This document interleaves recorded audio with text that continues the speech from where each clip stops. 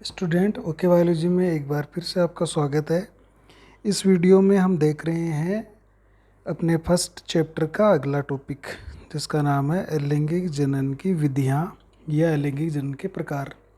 तो इसमें अपन अलैंगिक जनन के विभिन्न प्रकारों के बारे में पढ़ेंगे कि कौन कौन से जीवों में किस प्रकार से अलैंगिक जनन के द्वारा वो जनन करते हैं। तो इससे ठीक पिछले वाले वीडियो में हमने जनन के बारे में देख पढ़ा था और जनन के प्रकार। तो हमने ये कहा था कि दो प्रकार होते हैं, अलैंगिक और लैंगिक जनन के बारे में उसकी परिभाषा और कुछ उसके बेसिक अपने बातें की थी। आज अपन पढ़ रहे हैं अलैंगिक जनन की विधियों के बारे में। तो देखिए, तमाम प्रकार के जो जीव हैं उनमें मुख्यतः अलैंगिक जनन की, चाहे वो पौधे हो या जंतु हो, उनमें मुख्यतः अपन पढ़ रहे हैं 5 प्रकार के अलैंगिक जनन की विधियाँ। तो सबसे पहले अपन पढ़ रहे हैं विखंडन। देखिए, विखंडन को अंग्रेजी में कहते हैं फिशन। तो विखंडन का मतलब होता है, इसमें जब भी कोई जीव की कोशिका होती है, उस कोशिका के दो या दो से अधिक भाग होते हैं, लेकिन उस प्रत्येक भाग में जो कोश केंद्र के पदार्थ होता है, गुणसूत्र होते हैं, या जो केंद्र का जो पदार्थ होता है वो समान रूप से वितरित किया जाता है, उसके समान रूप से उसका बंटवारा होता है। तो वो होता है विखंडन।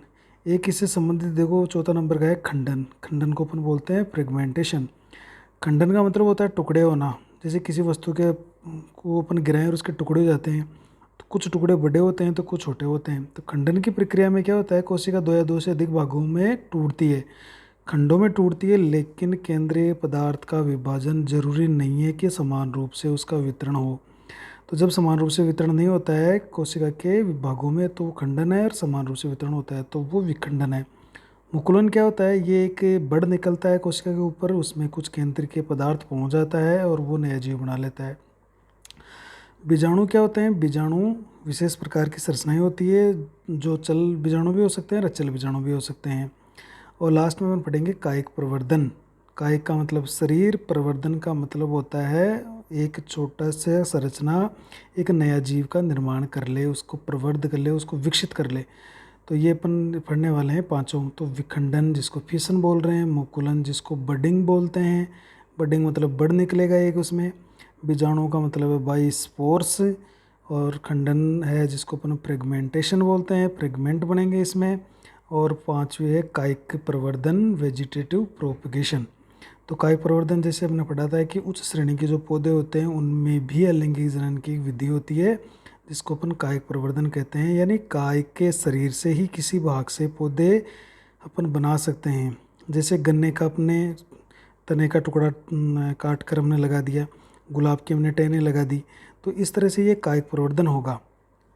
तो शरीर का कोई भी जड़, तना या पत्ती या अन्य कोई संरचना है जो नया जीव बना ले, नया पादप बना ले, तो वो कायिक प्रवर्धन होगा। तो देखिए, अपन इसको एक एक को थोड़ा डिटेल से पढ़ते हैं तो आपकी ये समझ में आने वाली है। तो सबसे पहले अपन पढ़ेंगे विखंडन। देखिए, विखंडन क्या होता है, ऐसा अलैंगिक जनन जिसमें जनक कोशिका दो या दो से अधिक समान पुत्री कोशिकाओं में विभक्त हो जाती है। ये ध्यान रखना, इसमें समान कोशिकाएं बनती है।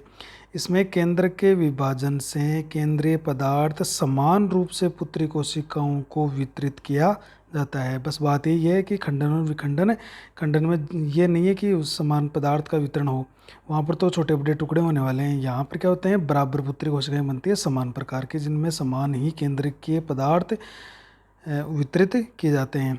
विखंडन की क्रिया निम्न दो प्रकार से संपन्न हो सकती है। अभी इसके भी दो प्रकार से हो सकते हैं, यानी दो टुकड़े हों बराबर या दो से ज़्यादा टुकड़े हों, तो वो अपन पढ़ेंगे। देखिए, तो विखंडन का मतलब हो गया समान पुत्री कोशिकाएं बनेगी कोशिका के टूटने से। तो वो देखिए, नेक्स्ट अपन देख लेते हैं। तो ये अपना पहला, इसके अंदर अपन पढ़ रहे हैं द्विविखंडन। क्या पढ़ रहे हैं, द्विविखंडन, जिसको अपन बाइनरी फिशन भी कहते हैं, बाइनरी फिशन। तो देखो, द्विविखंडन में क्या होता है, इसमें एक कोशिका दो समान भागों यानी पुत्री कोशिका के दो, चाहे संतति कोशिका के दो, तो एक कोशिका दो समान द्वि यानी दो, द्वि का मतलब क्या होता है, दो टुकड़े होते हैं, यानी दो पुत्री कोशिकाएं बनेगी। तो इसमें एक कोशिका को दो भागों में या दो पुत्री कोशिकाओं में विभक्त हो जाती है। जैसे इसके उदाहरण देखते हैं। देखो, एक कोश के जो जीव होते हैं, जो प्रोटिस्ट होते हैं, प्रोटिस्टा जो जगत है, उसमें सभी एक कोश के जीव आते हैं, चाहे वो अमीबा हो, चाहे पैरामीशियम हो, चाहे यूग्लिना हो। देखो, अमीबा, पैरामीशियम, यूग्लिना, तो एक कोश के जो जीव होते हैं वो क्या करते हैं, जैसे उनको जनन करना होता है अपनी कोशिकाओं को दो भागों में बांट देते हैं। इसलिए एक कोश के जीव जो प्रोटिस्टा के जीव होते हैं उनको अपन अमर कहते हैं, क्योंकि इनकी कोशिका प्राकृतिक मृत्यु से पहले ही दो भागों में बढ़ जाती है। जैसे एक अमीबा है, इसका केंद्रक है, तो अमीबा का केंद्रक जैसे विभाजित होनी है तो इसका केंद्रक इस तरह से लंबा हो जाएगा, लंबा होकर डंबल की तरह हो जाएगा, और इसके साथ साथ इसकी कोशिकाओं पर भी खांच पैदा हो जाएगी, और कुछ समय बाद में इसके केंद्रक दो भागों में बढ़ जाएगा और कोशिका भी खांच गहरी होती होती ये दो भागों के अंदर बट गई। तो इस तरह से दो पुत्री कोशिकाएं बन गई अमीबा की। तो इस तरह से ये एक द्विविखंडन है जिसमें केंद्रीय पदार्थ का समान रूप से वितरित होता है और दो समान प्रकार की पुत्री कोशिकाएं बन रही है। तो ये अपन के अमीबा में या पैरामीशियम के हैं या यूग्लिना में होता है, ये याद रखना है आपको, द्विविखंडन। दूसरा है बहुविखंडन। बहु का मतलब हो गया अनेक, बहु का मतलब क्या हो गया, अनेक। तो बहु का यहाँ पर मल्टीपल फिशन का मतलब, मल्टीपल का मतलब अनेक, या बहु का मतलब होता है अनेक। तो इसमें एक कोशिका द्वारा विभक्त होकर अनेक पुत्री कोशिकाओं का निर्माण किया जाता है, या एक कोशिका अनेक पुत्री कोशिकाओं में बंट जाती है। जैसे प्लाज्मोडियम, ये याद रखिएगा, ये मलेरिया रोग का रोग कारक होता है। मलेरिया रोग का रोग जनक होता है यह रोग कारक होता है। और वह कौन होता है, मादा एनोफ्लीज, जो इसको पानी से लेके आती है, शरीर में छोड़ देती है। अब देखिए ये प्लाज्मोडियम जैसे शरीर में पहुंचता है बहुविखंडन करता है। बहुविखंडन का मतलब है ये बहुत जल्दी अपने पुत्री कोशिकाएं बना लेता है। अगर दो ही बनाता तो बहुत धीरे वृद्धि करता, लेकिन ये चूँकि मलेरिया बहुत जल्दी फैलता है इसलिए इसका मतलब है कि प्लाज्मोडियम जैसे बॉडी में जाता है बहुविखंडन करता है, बहुत सारे अपनी पुत्री कोशिकाएं बना लेता है, पूरे शरीर में फैल जाता है। तो प्लाज्मोडियम उदाहरण इस तरह से आप याद रख लोगे कि प्लाज्मोडियम जो एक कोशिकीय जीव है ये बहुविखंडन के द्वारा जनन करता है। देखिए यहाँ पर अगर प्रश्न आएगा तो मिलान करने वाला प्रश्न आ सकता है कि द्विविखंडन से संबंधित कौन सा जीव है, बहुविखंडन से संबंधित कौन सा जीव है, तो मिलान करने वाला प्रश्न आएगा। दूसरी विधि देखते हैं पर महत्वपूर्ण विधि मुकुलन या बडिंग की। देखो मुकुलन या बडिंग, बडिंग का मतलब बड़ निकलेगा यहाँ से कोशिका के ऊपर। तो इस प्रकार के अलैंगिक जनन में जनक कोशिका पर एक छोटी कलिका या बड उत्पन्न होती है जो प्रारंभ में जनक कोशिका से जुड़ी रहती है और बाद में अलग होकर नए जीव में विकसित हो जाती है। जैसे इसके उदाहरण देखते हैं अपन, यीस्ट, कवक और हाइड्रा। ये एक जंतु है, ये एक पादप है यीस्ट, और जो हाइड्रा एक जंतु है। तो ये एक कोश के जीव होता है और ये बहुकोश के जीव होता है हाइड्रा, ये भी ध्यान रखिएगा। तो जैसे ये यीस्ट है, ये इस तरह से यीस्ट है, इसके शरीर पर एक ऐसे गोल से एक बड उत्पन्न हुआ। ये बड पहले इससे जुड़ा हुआ है, धीरे धीरे इसका जो केंद्रक है वो भी इस केंद्र कुछ केंद्र के पदार्थ इसमें चला गया। अब ये बड धीरे धीरे इस कोशिका से अलग हो रहा है और फिर अंत में अलग होकर नया जीव बना लेगा। तो ये यहाँ पर देखिए नया जीव बन गया है। तो इसके अंदर क्या हुआ कि एक बड निकला और बड धीरे धीरे मात्र या जो मूल जीव था उससे अलग होकर फिर नया जीव बना लेता है। तो ये तो एक कोश के जीव यीस्ट की बात है। हाइड्रा देखिए, ये हाइड्रा है, हाइड्रा एक जंतु होता है, इस तरह से लग रहा है जैसे पादप हो, लेकिन पादप नहीं है, जंतु है। इसमें देखिए इस पर एक कलिका उत्पन्न हुई है इसके बॉडी के ऊपर। ये कलिका धीरे धीरे वृद्धि करती है और फिर इसी मात्र जीव से ये कलिका अलग होकर इसने नया जीव बना लिया है। तो यहाँ पर प्रश्न क्या आता है कि प्रश्न आपसे ये पूछा जा सकता है कि ऐसे एक कोश के जीव का नाम बताओ जिसमें मुकुलन होता है, तो आपको यीस्ट लिखना है। ऐसे बहुकोश के जीव का नाम बताओ जिसमें मुकुलन होता है, तो आपको हाइड्रा लिखना है। तो ये हाइड्रा तो इस तरह का होता है, ये आपका यीस्ट इस तरह का होता है। तो चित्र बना के आपको बताया गया है इसमें। अब ये जो मुकुलन होता है ये दो तरह का हो सकता है। देखो ये जो मुकुलन होता है ये मुकुलन जैसे बाह्य मुकुलन और आंतरिक मुकुलन। बाह्य मुकुलन का मतलब है शरीर से बाहर, ये जो बड़ निकलता है शरीर से बाहर निकले।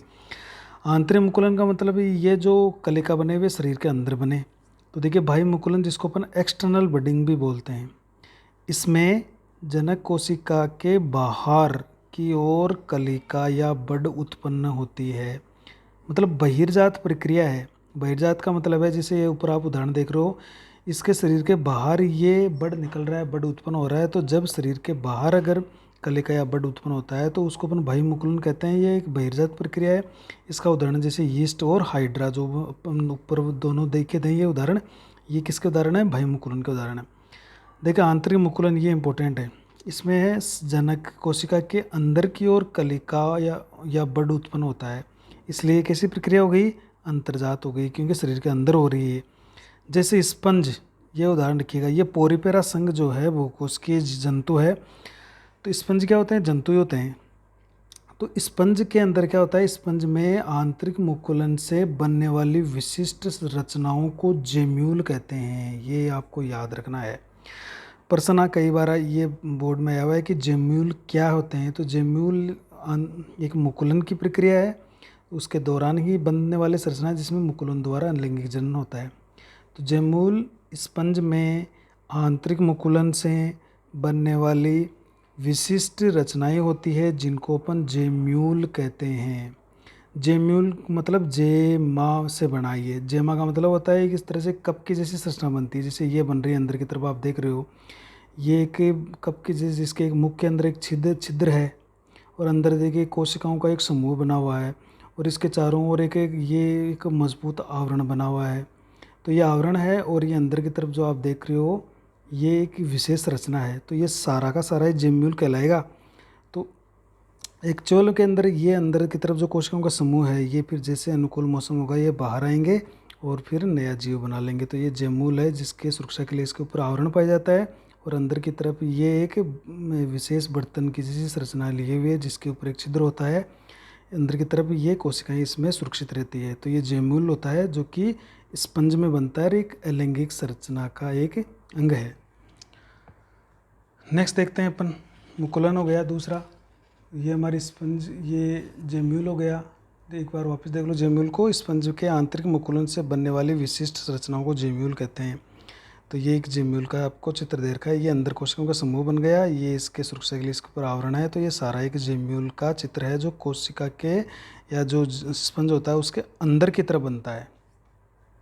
नेक्स्ट पढ़ लेते हैं अपन, बीजाणुओं द्वारा जनन। देखिए नेक्स्ट है हमारा बीजाणुओं के द्वारा जनन। ये देखिए, तो बीजाणु या स्पोर्स किस तरह से जनन करते हैं। देखिए स्पोर्स किस तरह से जनन करेंगे, तो अधिकांश जो कवक होते हैं फंजाई, कवक को अंग्रेजी में क्या बोलते हैं, फंजाई, और शैवालों को अपन बोलते हैं एल्गी। तो अधिकांश कवकों व शैवालों द्वारा समसूत्री विभाजन द्वारा विशेष अलैंगिक रचनाओं का निर्माण किया जाता है, संरचनाओं का निर्माण किया जाता है जिन्हें बीजाणु या स्पोर्स कहते हैं। तो देखिए जो कवक होते हैं या शैवाल होते हैं वो क्या करेंगे, समसूत्री विभाजन से ही बनाएंगे, क्योंकि अठसूत्री विभाजन तो होगा नहीं इनमें। तो समसूत्री विभाजन द्वारा विशेष अलैंगिक संरचनाओं का निर्माण किया जाता है जिसे बीजाणु कहते हैं। क्योंकि बीजाणु का जब निर्माण होगा तो समसूत्री विभाजन होता है, अठसूत्री विभाजन नहीं होगा बीजाणु के समय। अठसूत्री विभाजन होता है केवल आपके द्विगुणित जो पौधे होते हैं उनके अंदर अठसूत्री विभाजन होगा युग्मकों के निर्माण के समय। तो ये जो बीजाणु बन गए, ये बीजाणु कैसे होते हैं, देखो ये बीजाणु प्राय अगुणित होते हैं। अगुणित का मतलब एन, बहुत ही सूक्ष्म होते हैं, छोटे होते हैं, एक कोशिकीय होते हैं और बहुत पतली भित्ति युक्त संरचना वाले होते हैं। तो इस तरह के देखिए बहुत छोटे छोटे ये बीजाणु होते हैं, अगुणित होते हैं, सूक्ष्म होते हैं और पतली भित्ति वाली संरचना होते हैं, ये बीजाणु होते हैं। अधिकांश बीजाणु को अपन देखें तो इन पर कसाब पाए जाते हैं। कसाब का मतलब जैसे बाल जैसी संरचना, जिसके कारण ये गति कर सकते हैं। ऐसी गतिशील संरचनाओं को या बीजाणुओं को चल बीजाणु कहते हैं। तो जो बीजाणु चल सकते हैं, गति कर सकते हैं, उनको जू स्पोर्स या चल बीजाणु कहते हैं। जैसे याद रखिएगा क्लेमाइडोमोनास जो शैवाल होता है उसमें चल बीजाणु पाए जाते हैं। जैसे ये क्लोमाइडोमोनास का एक शैवाल है, इसके अंदर ये चल बीजाणु बन रहे हैं अंदर की तरफ, और जब इसकी ये भित्ति फटती है तो ये चल बीजाणु बाहर आ गए। देखिए ये बाहर की तरफ गति कर रहे हैं और ये नया जीव का निर्माण करते रहेंगे। तो इस तरह से जब भी अब इनके ऊपर देखो कसाबिकाएँ हैं, कसाबिका के कारण ये पानी में आराम से गति कर सकते हैं और दूर तक फैल जाते हैं और नया जीव बनाते रहते हैं। तो ये एक उदाहरण आ सकता है कि चल बीजाणुओं का उदाहरण दीजिए, ऐसा जीव बताइए जिनका जनन अलैंगिक जनन चल बीजाणुओं द्वारा होता है। तो आपको एक उदाहरण लिख देना है, क्लेमाइडोमोनास। क्लेमाइडोमोनास एक शैवाल होता है, एक कोशिकीय शैवाल है जिसके अंदर चल बीजाणुओं द्वारा जनन होता है। दूसरा देखिए, अब सारे बीजाणु वो गतिशील नहीं होते हैं। कुछ बीजाणु अगतिशील होते हैं तथा उन्हें अचल बीजाणु कहते हैं। जैसे यूलोथ्रिक्स एक हरा शैवाल है, उसमें जो बीजाणु बनते हैं वो चलते नहीं हैं, वो अचल होते हैं, गति नहीं करते हैं। तो जहाँ पर वो बनते हैं उसी जगह पर उनका निषेचन हो जाता है। तो ये जैसे निषेचन का मतलब वो उनका मिलन हो जाता है। तो ये जैसे उदाहरण है यूलोथ्रिक्स या हरा शैवाल। तो ये कुछ बीजाणु है वो गतिशील रहते हैं और फिर वो वृद्धि करके नया जीव बना लेंगे। जैसे ये इसके अंदर यूलोथ्रिक्स हरा शैवाल हो गया। कुछ जीव जो होते हैं जैसे पेनिसिलियम कवक है, पेनिसिलियम कवक में अचल बीजाणु बनते हैं। देखिए ये भी गति नहीं कर रहे हैं। तो ये क्या होते हैं, लंबी श्रृंखलाओं में पाए जाते हैं, तब उन्हें हम कोनिडिया कहते हैं। जैसे ये एक पेनिसिलियम का शरीर है, इसके ऊपर ये गोल गोल एक पट्टी जैसी संरचना, लंबी लड़ी के रूप में संरचना में ये गोल गोल संरचनाएं पाई जा रही, इनको हम कह रहे हैं कोनिडिया। तो ये लंबी लड़ी के रूप में पाए जाते हैं। तो जब अचल बीजाणु एक लंबी श्रृंखला के रूप में पाए जाते हैं, एक लंबी लड़ी के रूप में पाए जाते हैं, तब हम उनको क्या कहते हैं, कोनिडिया कहते हैं। ये कोनिडिया कहाँ किस में पाए जाते हैं, पेनिसिलियम कवक में। तो ये भी उदाहरण है, आपको याद रखना है। तो अचल बीजाणु किस में बन रहे हैं, क्लेमाइडोमोनास में। अचल किस में बन रहे हैं, यूलोथ्रिक्स में। और कोनिडिया किस में बन रहे हैं, पेनिसिलियम में। तो ये आपको उदाहरण पूछे जा सकते हैं। और चौथा अपन पढ़ते हैं खंडन की प्रक्रिया। खंडन क्या होता है, देखो खंडन का मतलब होता है टुकड़े होना। अब टुकड़े तो छोटे बड़े कितने भी हो सकते हैं। इस प्रकार के अलैंगिक जनन में जनक का शरीर 2 या अधिक खंडों फ्रेगमेंट्स में विभक्त हो जाता है। मतलब 2 या 2 से अधिक खंडों में बट गया, और प्रत्येक खंड नए जीव की तरह व्यवहार करता है, नए जीव की तरह व्यवहार करेगा। खंडन प्राय बहुकोश के जीवों में होता है। इनमें केंद्र का विभाजन नहीं होता है, केवल शरीर खंडों में बट जाता है। ये देखिए आप, अब जब शरीर खंडों में बटेगा तो क्या होगा, उस खंड में कुछ न कोई कोशिका केंद्र वाली आ जाएगी। जैसे ब्रायोफाइटा है, ब्रायोफाइटा का जिस पादप है रिक्सिया है, मार्केंसिया है, इसके अलावा स्पायरोगायरा शैवाल है। तो इनमें होता क्या है कि इनका शरीर टुकड़ों में टूट जाता है, और तो प्रत्येक टुकड़े के अंदर कहीं ना कहीं कोशिका तो आएगी और उसमें केंद्र भी होगा। तो प्रत्येक कोशिका या प्रत्येक टुकड़ा एक सामान्य जीव की तरह व्यवहार करेगा। मतलब ध्यान रखना, इसमें केंद्र का विभाजन नहीं हो रहा है। मतलब जैसे ये कोशिकाएं हैं, इसका एक थैलस है, जैसे आपको उदाहरण देके बता रहे हैं। ये एक मान लेते हैं अपन एक शैवाल स्पायरोगायरा, ये एक शैवाल है। जब इसके टुकड़े हुए तो इस तरह के इसके टुकड़े हो गए छोटे छोटे, इस तरह से इसका कोई दुर्घटनाग्रस्त हुआ और इसके टुकड़े हो गए इस तरह से। अब प्रत्येक टुकड़े में कोशिका है और कोशिका में केंद्रक भी है। तो ये प्रत्येक टुकड़ा नए जीव की तरह व्यवहार कर लेगा। तो इस प्रक्रिया को अपन क्या कह रहे हैं, खंडन। खंडन का मतलब है शरीर खंडों में बट रहा है, न कि केंद्रक बट रहा है। केंद्र का विभाजन नहीं हो रहा है यहाँ पे, शरीर खंडों में बट रहा है, छोटे बड़े खंड बन जाते हैं, उनमें किसी न किसी में तो केंद्रक होगा ही होगा, और वो प्रत्येक खंड है वो नए जीव की तरह व्यवहार कर लेगा। क्योंकि टुकड़ों में बटेगा तो कहीं ना कहीं कोशिका होगी, और कोशिका में केंद्रक होता ही है, तो नए जीव का निर्माण कर लेगा। तो ये होती है खंडन। तो ये खंडन होता है जो बहुकोशिकीय जीव होते हैं, जैसे ब्रायोफाइटा के रिक्सिया और मार्केंसियम और स्पायरोगायरा शैवाल। तो जो शैवालों में भी जो एक कोश के नहीं, जो बहुकोश के शैवाल होते हैं, उनके अंदर ऐसी स्थिति देखने को मिलती है। और नेक्स्ट देख लेते हैं अपन, खंडन के बाद में लास्ट जो अपनी अलैंगिक जनन की विधि है, कायिक प्रवर्धन, जो कि बहुत महत्वपूर्ण है। इसको अपन बोल रहे हैं वेजिटेटिव प्रोपगेशन। देखिए उच्च किस्म के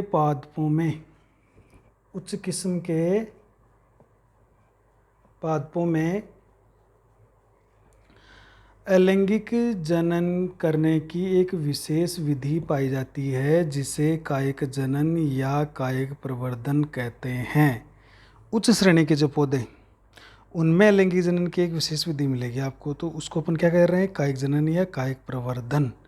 इस विधि में पादप का कोई भी कायिक भाग का मतलब शरीर का भाग, जैसे जड़, तना, पत्ती, जनक पादप से अलग होकर नए पादप का निर्माण करता है।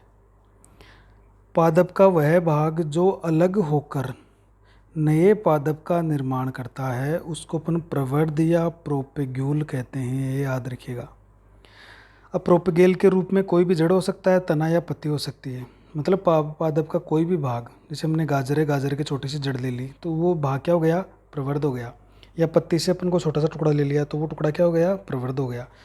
तो पादप का वह भाग जो अलग होकर नए पादप का निर्माण करता है उसे क्या कह रहे हैं, प्रवर्ध या प्रोपेग्यूल। अब प्रवर्ध के रूप में जड़ हो सकती है, तना हो सकता है, पत्ती हो सकती है। अब कायिक प्रवर्धन निम्न प्रकार का हो सकता है। कितने प्रकार का हो सकता है, देखो एक चीज़ यहाँ पर ध्यान रखना है, कायिक प्रवर्धन प्राकृतिक भी होता है तो हम कृत्रिम रूप से भी उसको करवा सकते हैं। जैसे प्राकृतिक रूप से, जैसे कई पौधे होते हैं जो प्राकृतिक रूप से ही अपने कायिक प्रवर्धन कर लेते हैं। हमें कृत्रिम रूप से प्रयोगशाला में भी कायिक प्रवर्धन करवा सकते हैं। तो ये प्राकृतिक और कृत्रिम दो तरह का हो सकता है।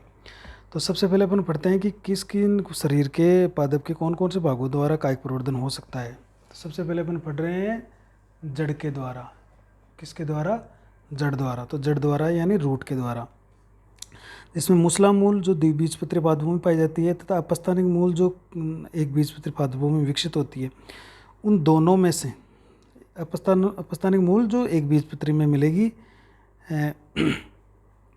और मूसला मूल जो द्विबीजपत्री के अंदर पाई जाएगी, उन दोनों से जड़ द्वारा जनन हो सकता है। जैसे मूसला मूल द्वारा अपस्थानिक कलिकाएं निकलती है, मूसला मूल पर अपस्थानिक कलिकाएं निकलती है जो नए पादप का निर्माण करती है। जैसे शीशम, अमरूद और शीशम का प्लांट है। जैसे मान लीजिए इस शीशम की जो जड़ होती है वो जड़ से जैसे वो धरती के अंदर जा रही है और यहाँ पर क्या होता है, उससे अपस्थानिक कलिकाएं निकल जाती है और वो नया पादप बना लेती है। तो मूसला मूल पर जब अपस्थानिक कलिकाएं निकल जाती है यानी पत्तियाँ, परो निकल जाता है तो नए पादप का निर्माण करती है। जैसे उदाहरण शीशम और अमरूद और शीशम। अपस्थानिक कलिकाएं, ये अपस्थानिक शब्द का मतलब क्या होता है ये समझ लो आप। अपस्थानिक का मतलब अपस्थानिक मूल या कलिकाएं कुछ भी हो, अगर मूलांकुर के अलावा मूल निकले, मूलांकुर के अलावा किसी भी जगह से मूल निकले तो तब तो उसको कहेंगे अपन अपस्थानिक मूल। और प्रांकुर के अलावा कहीं से भी कलिका निकले तो उसको अपन कहेंगे अपस्थानिक कलिकाएं। अब जैसे ये जड़ है, इस जड़ से अपस्थान ये कलिका निकल रही है तो इसको अपन मूल कलिका नहीं कहेंगे, अपस्थानिक कलिका कहेंगे। इसी तरह से अगर जड़ कहीं से निकल रही है, जैसे तने से जड़ निकल रही है, तब अपन उसको अपस्थानिक मूल कह देंगे। यानी मूलांकुर और प्रांकुर के अलावा अगर परोए और मूल बन रहे हैं तो वहाँ पर अपन अपस्थानिक शब्द लगाएंगे। इसी तरह से मांसल जड़ जो मोटी जड़ें होती है, जैसे मांसल है जिसमें भोजन इकट्ठा रहता है, पर अपस्थानिक कलिकाओं का निर्माण हो जाता है जो नए पादप का निर्माण करती है। जैसे शकरकंद है, सतावरी है, सतावर डहेलिया पादप होता है। ये पौधे होते हैं, आप इसको गूगल पे डाल के सर्च करके देख सकते हो इसके कैसे पादप होते हैं ये। तो शकरकंद में जैसे किस तरह से हो रहा है कि इसकी जड़ें होती हैं मोटी मोटी, उसको जैसे अपन भूमि में रोपते हैं तो वहाँ से अपस्थानिक कलिकाएं निकल जाती है, नए पौधों का निर्माण कर लेती है। तो ये तो जड़ द्वारा जनन हो गया, तो इसमें आप याद कर सकते हो शीशम, अमरूद, शकरकंद, सतावर, ये याद कर सकते हो आप इसमें। फिर देखते हैं अपन तने द्वारा जनन। देखिए तने द्वारा कायिक प्रवर्धन, तो तना किस तरह, स्टेम के द्वारा किस तरह से होता है। तो कुछ तो भूमिगत तने होते हैं। देखो भूमिगत का मतलब है जो पूरी तरह से भूमि के अंदर पाए जाते हैं। तो वो कौन कौन से भूमिगत तने होते हैं, तो देखिए पहला प्रकंद। प्रकंद को अपन बोलते हैं राइजोम। प्रकंद को अंग्रेजी में क्या कहते हैं, राइजोम। ये प्रकंद कौन सा तना होता है, तो हल्दी और अदरक का जो तना होता है वो आपका, अपने अदरक के अपन देखी है, हल्दी भी हमने देखी है, तो उस वो तने का उदाहरण है। अदरक जो अपन लाते हैं उसको आप ध्यान से देखिए कि ये तने का उदाहरण है। तो अदरक का तना किस तरह से होता है, तो देखिए ये मोटा होता है अदरक का तना, गुद्देदार होता है, अनियमित आकृति का होता है, कोई उसकी आकृति नहीं है। अनियमित आकार का तना जो भूमि में क्षैतिज वृद्धि करता है। क्षैतिज का मतलब है आडाई से चलेगा, भूमि के अंदर नीचे की तरफ गुरुत्वाकर्षण बल की तरफ नहीं जाएगा। तो मोटा गुद्देदार अनियमित आकार का तना जो भूमि में क्षैतिज वृद्धि करता है उसको अपन प्रकंद कहते हैं। जैसे अदरक और हल्दी, जैसे ये अदरक का तना है तो ये यहाँ से इस तरह से ये चलता जाएगा और वृद्धि करता रहेगा और इसके नीचे से अपस्थानिक मूलें निकलती रहेगी और ऊपर से हैं वो बांस की जैसी कलिकाएं निकलती रहेगी और ये तना वृद्धि करता रहेगा। और हम अदरक क्यों किसके रूप में इस्तेमाल करते हैं, तने के रूप में इस्तेमाल कर रहे हैं। तो अदरक या हल्दी का जो तना होता है वो प्रकंद कहलाता है। और प्रकंद की विशेषता आपको बता दी, मोटा गुद्देदार अनियमित आकार का तना जो भूमि में क्षैतिज वृद्धि करता है। दूसरा देखते हैं अपन कंद, या जिसको ट्यूबर बोलते हैं। आलू का कंद, ऐसे याद रखिएगा आप, आलू का कंद, अदरक का प्रकंद, आलू का कंद। तो आलू का उदाहरण जैसे आलू है, इसके ऊपर ये आँखें होती है, इन आँखों को अपन काट के लगा देते हैं तो नया पौधा बन जाता है। तो देखिए भूमिगत तने की शाखाओं, ये आलू कैसे बनता है, जैसे हमने आलू का जो प्लांट है वो लगाया, जैसे आँख लगाई इसकी, ये प्लांट बन गया इसका। अब इसमें क्या होता है कि ये जैसे इसकी जड़ें हैं, तो इसका जो भूमिगत तना होता है उस तने से शाखाएं निकलेगी और उस शाखाओं के अंतिम भाग फूल जाएंगे और वो आलू का निर्माण करेंगे इस तरह से। तो यही है कि भूमिगत तने की शाखाओं के अंतिम सिरे, भूमिगत जड़, आलू जड़ नहीं होता, ध्यान रखिएगा, आलू तना होता है। आलू क्या होता है, तना, स्टेम होता है। जो अपन आलू की सब्जी बना रहे हैं वो तना, तने का उदाहरण है। तो भूमिगत तने की शाखाएं, तो आलू कैसे बन रहा है, जो भूमिगत तना होता है भूमि के अंदर होता है, उसके नीचे से शाखाएं निकलती है और उसके अंतिम सिरे फूल कर कंद का निर्माण करते हैं। अब इस कंद पर यानी तने की पर्व संधियों पर कायिक कलिकाएं पाई जाती है, जिन्हें हम आँखें कहते हैं। तो देखिए ये जो जहाँ पर आँखें हैं, छोटे छोटे खड्डे दिख रहे हैं आपको आलू पर, और वहाँ से एक निश्चित मौसम में आलू वहाँ से अंकुरित होने लगता है, वहाँ पर कलिकाएं निकलने लगती है। तो ये आँखें उसकी पर्व संधियाँ होती है, और इन पर्व संधियों से यहाँ पर कायिक कलिकाएं निकल जाती है। और अब इसको थोड़ा सा काट के लगा देते हैं तो अलग पौधा बन जाता है। तो आलू के अंदर जो कायिक कलिकाएं, जो पर्व संधियाँ होती हैं, उनको अपन आँखें, आइज कहते हैं, और इसका उदाहरण है आलू। तो जो कायिक कलिकाएं पाई जा रही है तने के ऊपर, आलू के तने के ऊपर, उसको अपन आँखें बोल रहे हैं। और इन आँखों से अपन नए आलू के जीव बना सकते हैं, पौधे बना सकते हैं।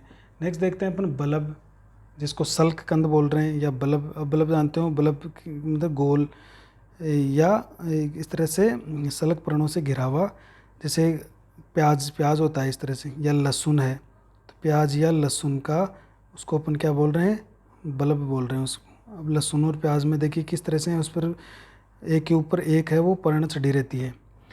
तो ये भी प्याज और लहसुन, ये दोनों बल्ब के उदाहरण हैं। तो बल्ब क्या होते हैं, भूमिगत तना होता है, छोटा होता है, मांसल सल्क पर्णों से ढका होता है, ये इसकी विशेषता रहती है।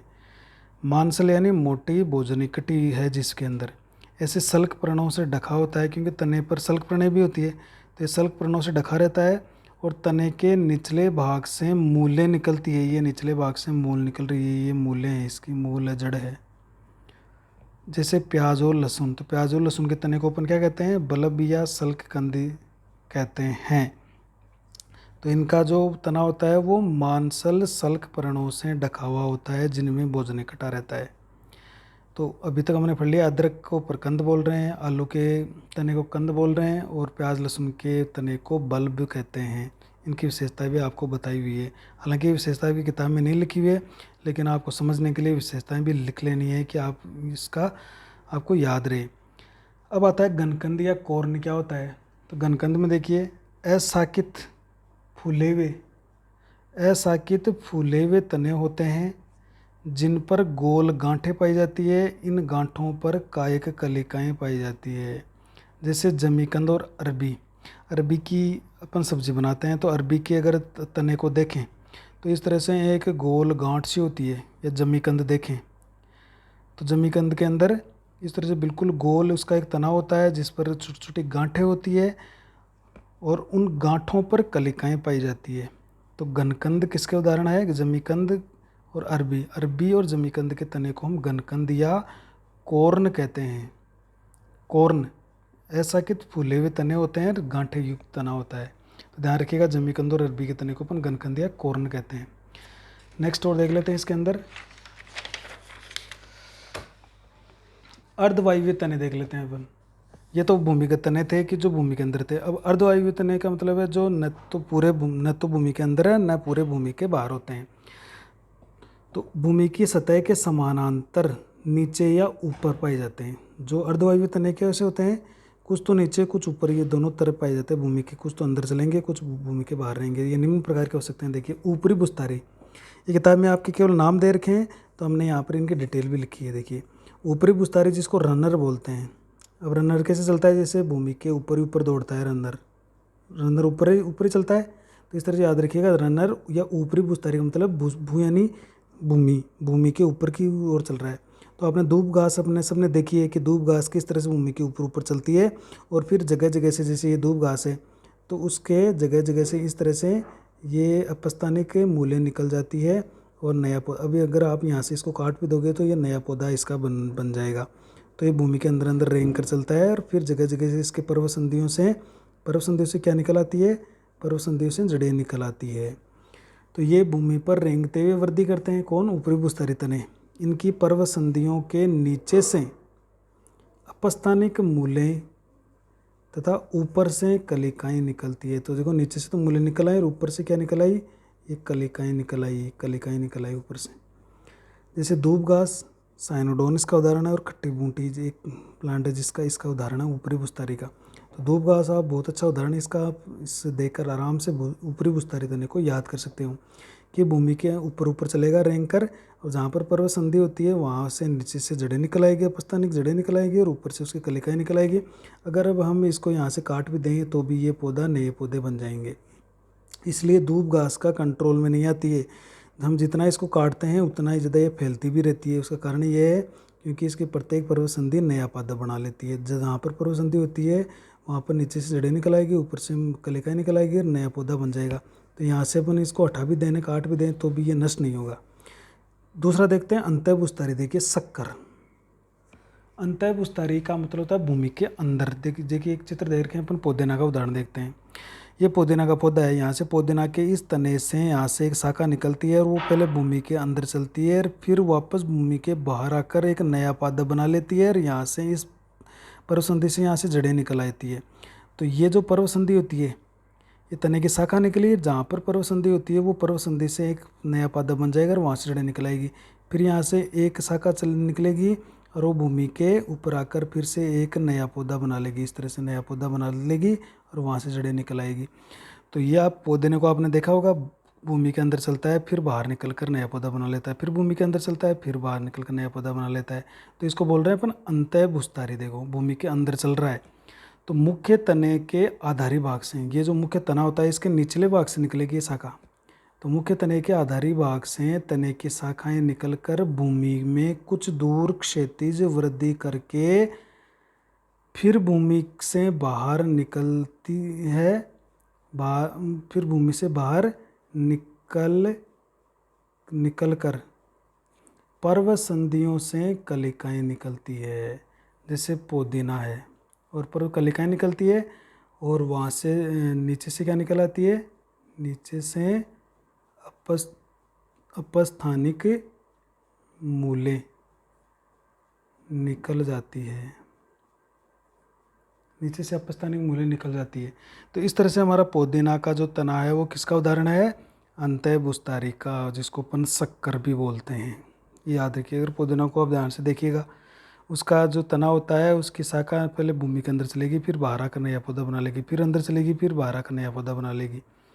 तो ये बिल्कुल ऊपरी भूस्थारी से उल्टा है। फिर देखते हैं अपन भूस्थारी, स्टोलन जिसको बोल रहे हैं अपन। भूस्थारी को क्या बोल रहे हैं, स्टोलन। देखिए स्टोलन में क्या हो रहा है, ये देखिए इससे उल्टा है ये अंतः भूस्थारी से। मतलब ये यहाँ से आधारी इसके तो मुख्य तना होता है, उसके आधारी भाग से भूमि के बाहर की तरफ एक शाखा निकलती है और फिर ये वापस भूमि से टच होकर नया पौधा बना लेती है। तो देखिए मुख्य तने के आधारी भाग से शाखाएं निकलकर कुछ दूर भूमि से बाहर वृद्धि करके फिर भूमिगत होकर नया पौधा बना लेती है। पहले भूमि के बाहर चली, फिर वापस भूमि पर टच करके यहाँ से जड़ें निकल आएगी और फिर नया पौधा बन जाएगा। तो ये किस में होता है, स्ट्रॉबेरी में होता है। ये किस में होता है, स्ट्रॉबेरी के अंदर होता है। फिर देख लेते हैं इसका लास्ट ऑप्शन है भूस्थारिका। तो भूस्थारिका का देख लेते हैं। देखिए भूस्थारिका को अपन कहते हैं ऑफसेट। ये बिल्कुल ऊपरी भूस्थारी के समान होता है, लेकिन ये प्राय जलीय पादपों में मिलेगा। किस में मिलेगा, जलीय पादपों में। जैसे जलकुंभी और पिस्टिया, जैसे ये जलकुंभी है तो ये पानी के अंदर ये पौधा तैरता है। यहाँ से एक शाखा निकली, ये शाखा निकल रही है, ये शाखा आगे जाकर इसकी पर्वसंधि से यहाँ से जड़ें निकल आएगी और यहाँ से ये नया पर्व निकल आएगा और नया पौधा बन जाएगा। फिर ये आगे जाएगी और फिर यहाँ से नया पौधा बना लेगी और यहाँ से फिर जड़ें निकल आएगी। तो इस तरह से ये जो पादप इस तरह का जो जलीय पौधों में ऊपरी बुस्तारी होता है उसको अपन बुस्तारिका या ओपसेट भी कहते हैं, जिसका उदाहरण है जलकुंभी या पिस्टिया। अब यहाँ पर मिलान करने वाला प्रश्न आता है, जैसे ऊपरी बुस्तारी का उदाहरण धूप घास, अंतः बुस्तारी का उदाहरण पुदीना, बुस्तारी का उदाहरण स्ट्रॉबेरी, बुस्तारिका का उदाहरण जलकुंभी या पिस्टिया। तो ये तो हो गए अर्धवायवीय। अब कुछ वायवीय तने की भी बात कर लेते हैं कि वायवीय तने भी जनन करते हैं कि तो वायवीय तने पूरी तरह भूमि के बाहर स्थित होते हैं।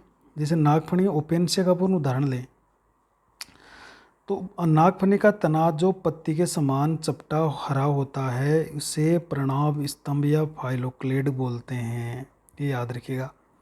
जो अलग होकर नया पौधा बना लेता है, जैसे ये नागफनी है सबकी देखी हुई है, ये जो आपको हरा हरा जो चपटा ये भाग दिख रहा है ना, ये एक्चुअल में पत्ती नहीं है, ये इसका तना होता है। इसकी पत्तियां तो कांटों में बदल गई।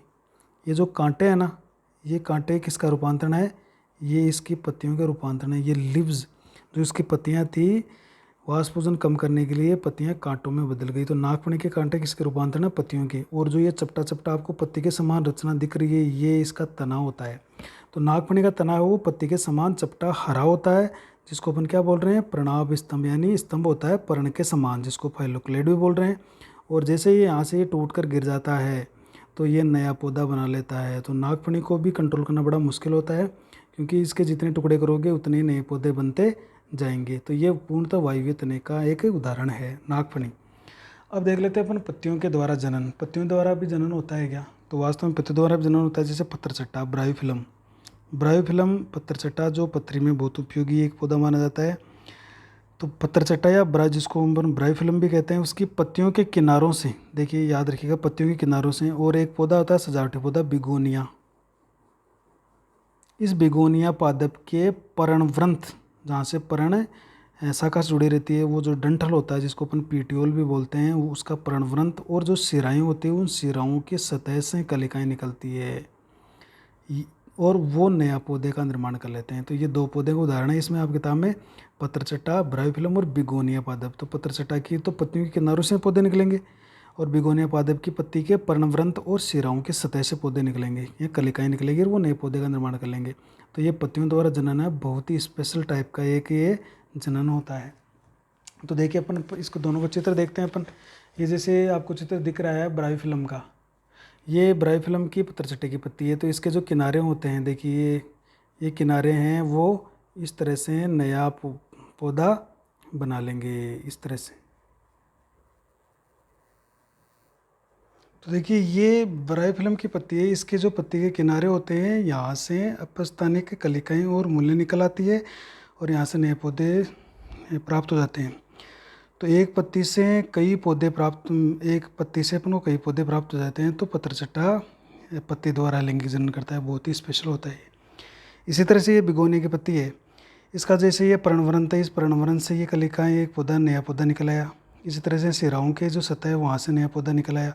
तो इस तरह से ये नए पौधे बिगोने की पत्ती के शिराओं की सतह से और पर्णवृंत की सतह से निकल आते हैं। और ये यहाँ पर ब्रायोफिलम में कहाँ से निकलते हैं, पत्तियों के किनारों से। जैसे हमारे पास एक ब्रायोफिलम की पत्ती है, ये देखिए ये ब्रायोफिलम की पत्ती है।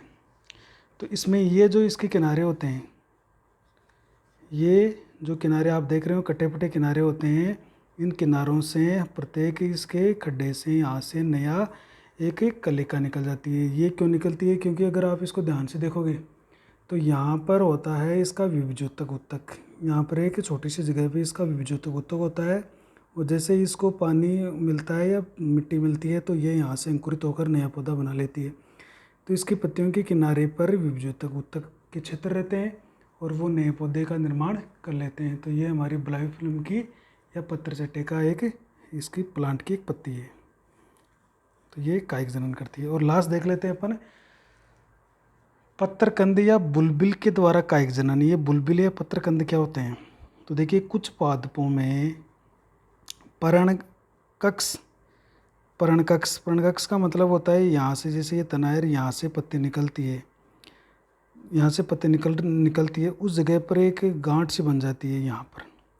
तो कुछ पादपों में पर्णकक्ष में या पुष्प कलिकाओं के स्थान पर पुष्प कलिका बननी चाहिए थी, वहाँ पर पुष्प कलिका ने बनकर एक गांठ सी बन गई, या पुष्प अक्ष पर पुष्पों के बीच में, देखिए, या तो पर्णकक्ष में या पुष्प कलिका के स्थान पर, या पुष्प अक्ष, जो पुष्प अक्ष निकल गया और वहाँ पर पुष्प लगे हैं और उन पुष्पों के बीच बीच में बल्ब की आकृति के समान बहुकोशिकीय रचना बनती है, जिसे पत्रकंद या बुलबिल कहते हैं, या बल्बिल्स भी बोलते हैं इसको, बुलबिल्स या बल्बिल्स। देखिए पत्रकंद, इसको अंग्रेजी देखिए तो BULB, बल्ब होता है, बल्ब का मतलब गोल या गांठ।